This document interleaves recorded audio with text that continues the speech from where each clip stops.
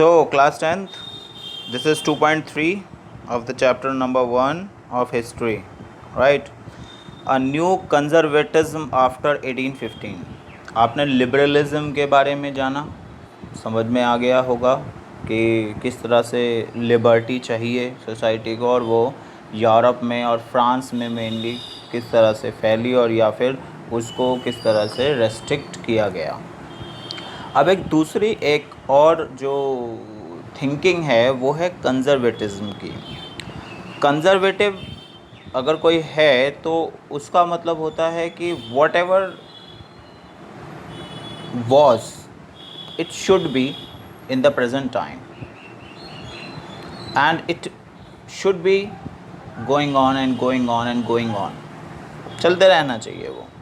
अगर आप इसको पॉलिटिकली सोचते हैं तो एनसीईआरटी एक यहाँ पर न्यू वर्ड के तौर पर लिख कर देता है। वो कहता है कि a political philosophy that stress the importance of tradition, established institutions and customs, and preferred gradual development to quick changes। Means जो भी कुछ चीज़ें हैं उनमें बदलाव तो हो लेकिन बहुत धीमे तरीके से हो। जो भी कुछ बना हुआ है पहले से है वो वैसा ही रहना चाहिए।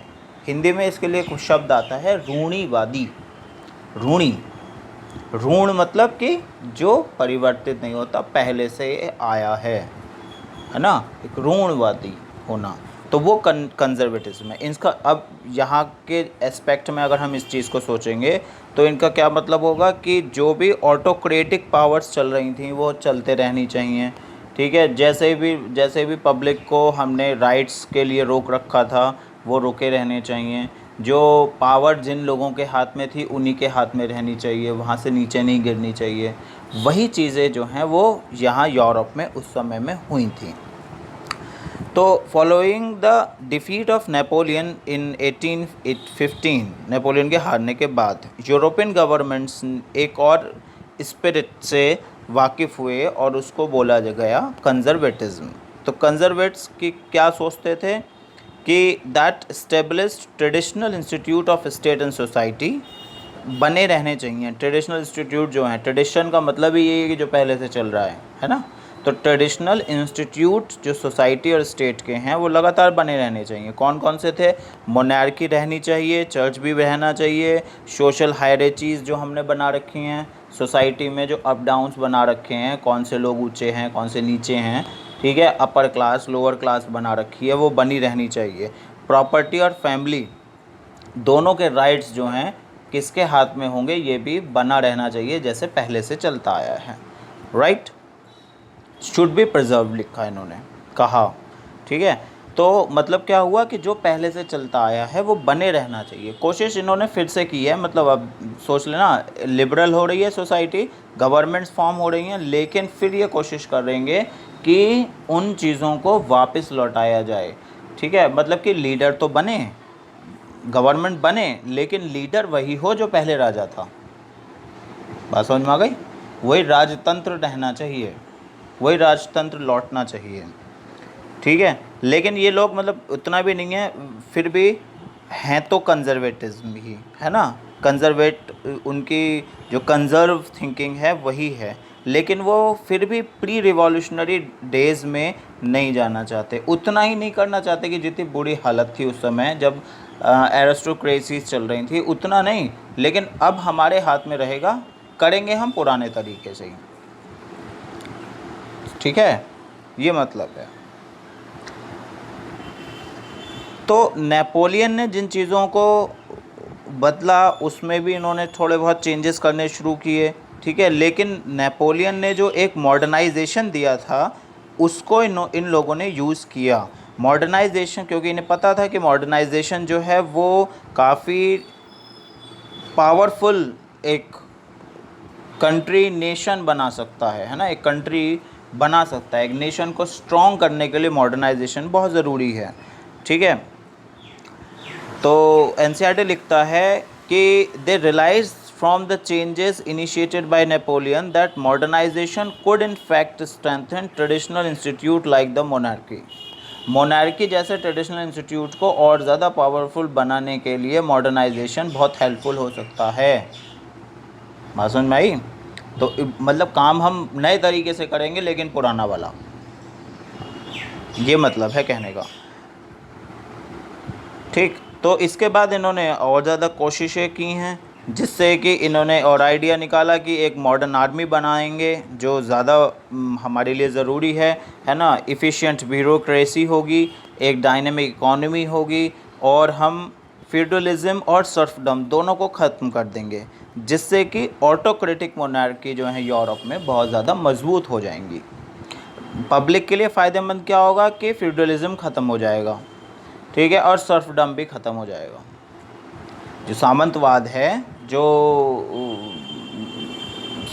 हर एक बॉर्डर पे अलग से टैक्सेशन है, हर एक बॉर्डर के लिए एक छोटे छोटे जो राजा हैं वो बने हुए हैं, सब जगह पर जो है अलग अलग छोटी करेंसी बनी हुई है, वेट सिस्टम अलग है, मेजर सिस्टम अलग है, लैंग्वेज सिस्टम अलग है, उसके डायलेक्ट्स अलग हैं, कॉस्ट्यूम्स अलग हैं, और उनके जो वे ऑफ बिजनेस है, वे ऑफ ट्रेडिशन है, वे ऑफ रिचुअल्स हैं, वो सब थोड़े बहुत अलग अलग तरीके से हैं। तो उनको हम हटा देंगे, ऐसा नहीं होगा, है ना। सर्फडम ख़त्म कर देंगे हम, ठीक है। ज़मीन की मालिकियत जो है, जितनी भी ज़मीनें हैं उनकी मालिकियत जैसे लोगों के पास है वैसे ही रहेगी, वो ठीक रहेगा। लेकिन फिर भी हम ऑटोक्रेटिक मोनार्की को यूरोप में स्टेबल करेंगे, ठीक है। उन्हीं लोगों के हाथ में चली जाएगी सत्ता। अभी देखना है ये कहानी किस तरह से आगे चलती है, क्योंकि ये बहुत बड़ा प्लान है। अब प्लान कैसे हुआ है देखो। Representative of European powers, European जो पावर्स थी उस समय में, उनके रिप्रेजेंटेटिव 1815 में मिलते हैं। अब ये लोग कौन कौन हैं? ये सभी जिन्होंने नेपोलियन को हराने के लिए एक साथ में आए थे। ये है ब्रिटेन, रशिया, पर्शिया और ऑस्ट्रिया। इन्होंने मिलकर नेपोलियन को हराया था। अकेला नेपोलियन किसी से हारने वाला नहीं था, ये सारी कंट्री मिल गई थी, तो जो है तब नेपोलियन हारा। अब ये सिर्फ फ्रांस की वाट लगाने के लिए तैयार हो गए हैं। देखिए कैसे हो गए थे, मतलब कि 1815 में, ठीक है। तो एक ट्रीटी साइन हुई है वियना में, यूरोप के अंदर, ठीक है। और इसको जो होस्ट करने के लिए ऑस्ट्रियन चांसलर ड्यूक मैटरनिश, ठीक है, इन्होंने आए हैं और इन्होंने इसको होस्ट किया है। ये सभी जो डेलीगेट्स हैं 1815 में एक ट्रीटी साइन करते हैं, और इस ट्रीटी के अंदर क्या क्या होता है वो देखिए आप।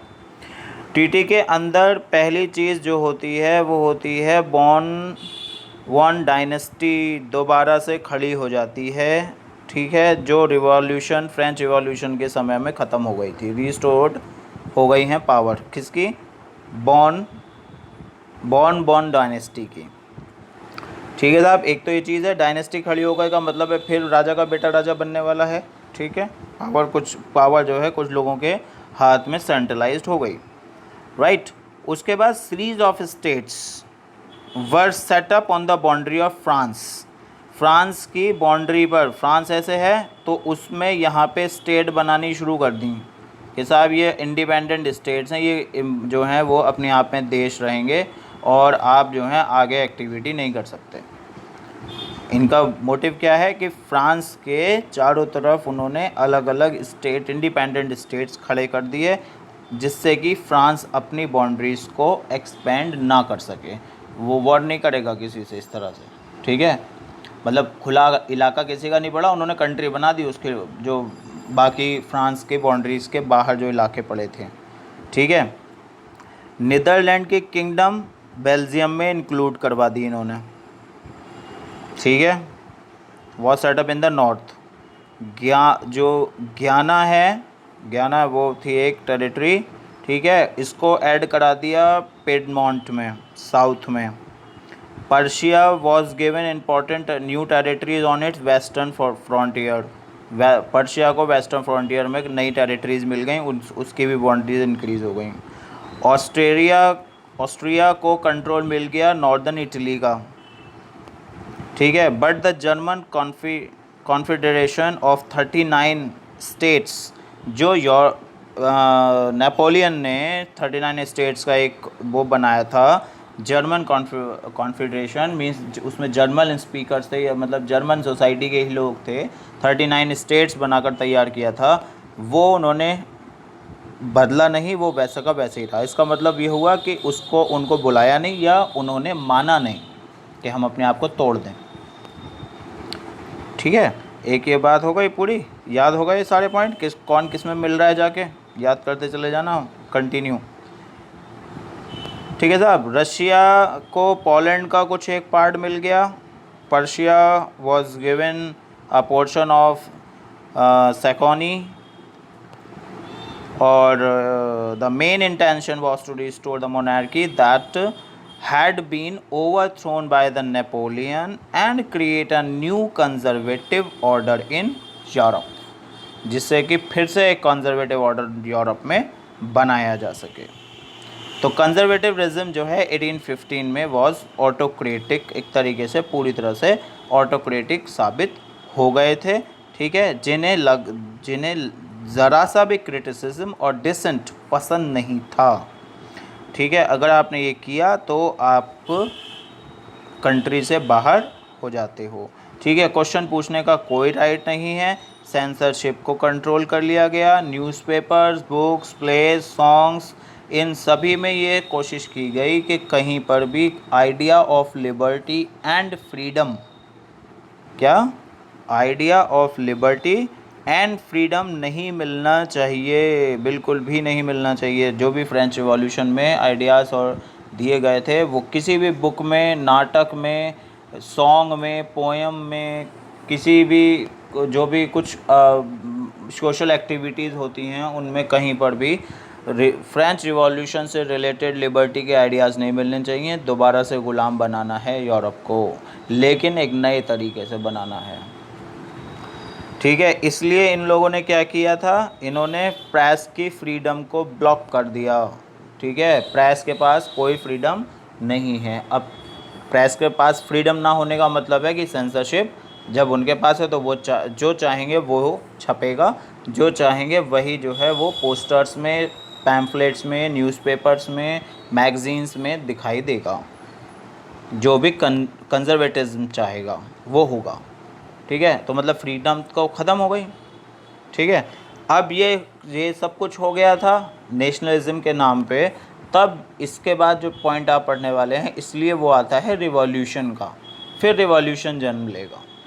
ये एक प्रोसेस है, नेचुरल है ना। ऐसा कुछ होता है तो फिर रिवॉल्यूशन होता है, फिर चीज़ें बैलेंस की जाती हैं, पावर जो है वो बैलेंस में बनी रहती है। ये नेचर अपने आप ही करती रहती है। अभी कोरोना के टाइम पे देख रहे हैं आप, नेचर अपने आप को बैलेंस कर रहा है एक तरीके से।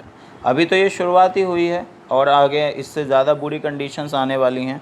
ये तो अभी एक कोरोना है, आगे और ज़्यादा कंडीशंस आएंगी जितने ज़्यादा हम आर्टिफिशियल और जो मशीनी वर्ड है ना, उस पर डिपेंड होते जा रहे हैं। हमने अपने आप को मैकेनिकल बना लिया है, जितना ज़्यादा उतना ही ज़्यादा हम अब भुगतने वाले हैं। ठीक है, क्लियर हो गया। कंजर्वेटिज्म एक पोस्टर भी है, एनसीईआरटी इसको काफ़ी अच्छे तरीके से शेयर करता है, तो आपको ये पढ़ लेना चाहिए। कुछ लोगों को देख रहे हैं आप जिन्होंने मुंह पर जो है वो पट्टियाँ बांध रखी हैं, है ना, और एक कोई पर्सन एक बोर्ड की तरफ इशारा कर रहा है कि यहाँ पर कुछ लिखा हुआ है, और एक और बोर्ड इधर क्लब का लगा हुआ है। ठीक है, ये है किसके ऊपर, ये सिर्फ फ्रीडम ऑफ स्पीच के ऊपर है, वो है ही नहीं लोगों में। देखो इस पर क्या लिखा है बोर्ड पर, जो राइट साइड में ऊपर की तरफ बोर्ड है वहाँ लिखा है, नंबर 1 पॉइंट पढ़ सकते हो, पढ़ो। Silence is the first commandment of this learned society. जो ये लर्न सोसाइटी है, पढ़े लिखे लोग हैं, उनका सबसे बड़ा जो कर्तव्य बनता है, कमेंडमेंट बनती है सोसाइटी में, वो है चुप रहना, बोलने के नहीं आप कुछ भी। ठीक है, और दूसरी तरफ जो बोर्ड है उस पर लिखा हुआ है, to avoid the eventuality whereby a member of this club may succumb to the temptation of speech, muscles will be distributed to members upon entering. अगर किसी व्यक्ति को भी ये गलती से ख्याल आ जाता है कि वो बोलेगा या उसको बोलने की इच्छा हो जाती है, तो उसको ये मसल्स बांट दिए जाएंगे, मतलब या तो वो बांटेगा या उनको बांट दिए जाएंगे। अब ये जो मजलिल्स बोलते हैं वहाँ पे, वो मुंह पर बांधने वाला कपड़ा है, जैसे आप देख रहे हैं यहाँ पे बंधा हुआ है, कानों पर भी और चेहरे पर भी, मीन्स लिप्स पे और ईयर्स को दोनों को बंद करे हुए है कि चुपचाप बैठ जाइए, कुछ नहीं बोल सकते आप, आपको कोई राइट नहीं है कि आप बोलें कुछ, राइट। तो ये पॉइंट यहीं पर एंड हो जाता है। अब इसके बाद आप पढ़ेंगे रिवॉल्यूशन। रिवॉल्यूशन होगा तो फिर चेंजेस आएंगे, और चेंजेस आने के बाद फिर हम यूरोप के किसी और पार्ट की तरफ आगे बढ़ जाते हैं। Okay, thank you very much.